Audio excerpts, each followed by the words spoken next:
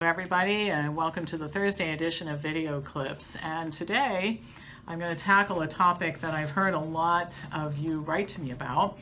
It's the new guidelines concerning beverages for children that were developed by an expert group. Now, one of the things I'm going to do, you guys ask me often about why don't you post the references? Well, I don't post the references on the YouTube channel because, for example, in this one that I'm going to talk about, there are 20 references, and these articles take a long time to write. They're in a library that's passcode protected, and you have to buy a subscription or become a member to access it.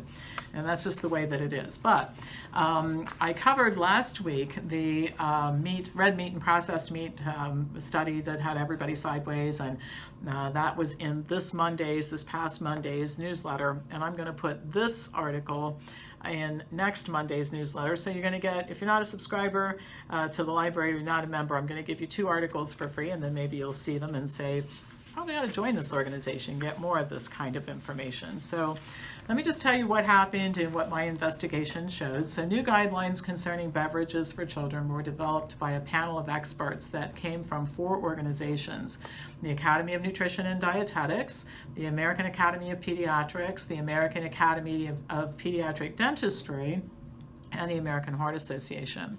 This collaboration resulted in a new campaign called Healthy Drinks, Healthy Kids, which is supposed to help parents and caregivers to make the best beverage choices for kids age 5 and under.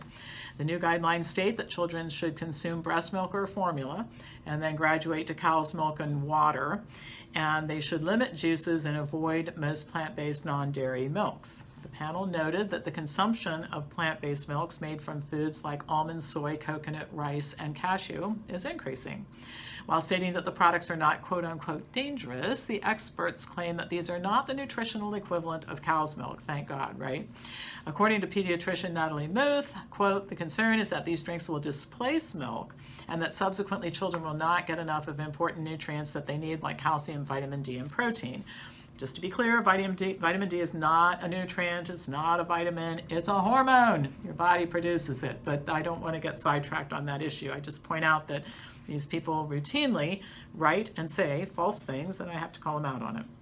Now, it may be that one of the motivations for the development of the new guidelines is the fact that plant milks are increasing, and the dairy industry called in its bought and paid for experts to scare people into returning to cow's milk. And when I started looking into this, I think that that is at least part of this. After the guidelines were issued, the Physicians Committee for Responsible Medicine asked the American Heart Association to withdraw its support of the recommendations due to its conflict of interest. The National Dairy Council makes financial contributions to the AHA as a member of the organization's Industry Nutrition Forum.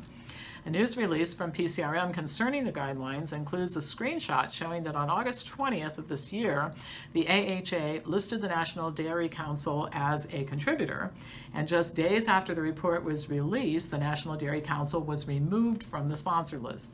So it seems like if the AHA was really proud of their association with the National Dairy Council, they wouldn't have removed the name from the sponsor list. Now, this is not the only organization that was part of this whole thing that has conflict of interest issues.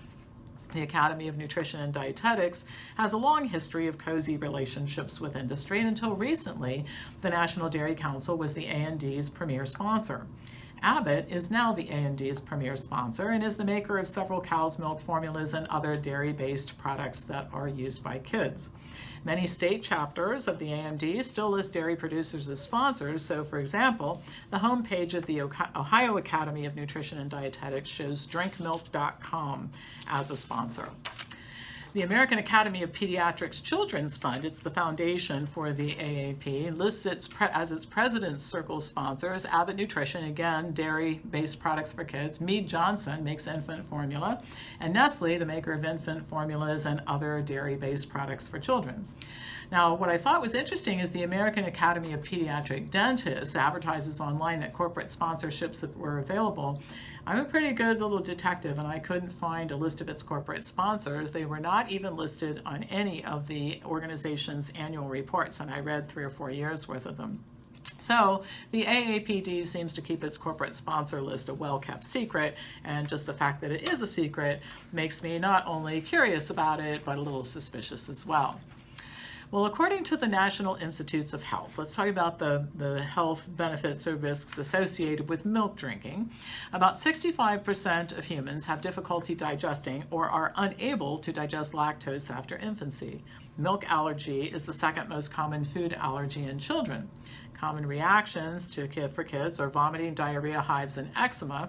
The most common severe reactions are wheezing and shortness of breath. Consumption of cow's milk products has been shown to cause colic, can cause recurrent ear infections, and is a contributing cause of type 1 diabetes in children. In spite of this, the guidelines from this group recommend that 2 to 3 cups of pasteurized whole milk be given daily to all children 12 to 23 months of age, and up to 2 cups per day of fat-free or skim milk be given to children 2 to 5 years of age. Plant milks are not recommended by the group as replacements for cow's milk for several reasons, one of which is that many non-dairy milks contain added sugars. The experts don't seem to be bothered, however, by the fact that cow's milk contains estrogens. Sugars, not okay. Estrogens, good to go. The report states that it's not known if nutrients from plant milks are as bioavailable as nutrients in cow's milk. One study cited by the groups reports that plant milks are fortified with vitamin D and calcium, and it's not yet known if these are bioavailable. But studies show that while dairy products are indeed high calcium foods, consumption of dairy in childhood doesn't build strong bones or prevent fractures. Like plant milks, cow's milk is not a natural source of vitamin D, and the cow's milk products are fortified with it. So fortification with vitamin D is actually a bad idea. As the expert panel says, it seems that both cow's milk and plant milk would be equally bad ideas, but that's not what they're saying. Another study cited by the group involved analysis of plant milks and cow's milk and concluded that the nutritional composition of cow's milk and soy milk are pretty similar. The soy could be an acceptable substitution. The guidelines state that plant milks can be useful for those who have allergies or intolerance to cow's milk, but recommend that if this is the case, you want to work with a dietitian or a health professional who can make sure that the composition of the diet allows for adequate nutrient intake. The hysteria over nutritional equivalency seems a little hollow, since the authors acknowledge that it's possible to obtain enough nutrients from a diet that excludes dairy, which makes you wonder why all the cautionary information about excluding plant milks from the diet. So here's the bottom line from this whole thing. A group of experts representing organizations with financial ties to the dairy industry and the makers of dairy-based foods and formulas have developed a set of guidelines, some of which are very flawed. Advice to breastfeed infants and encourage young children to drink water and avoid fruit juice, I think that's well-founded. Advice to consume cow's milk and avoid plant milks is not. But this is what happens when industry gets involved and supports researchers and organizations.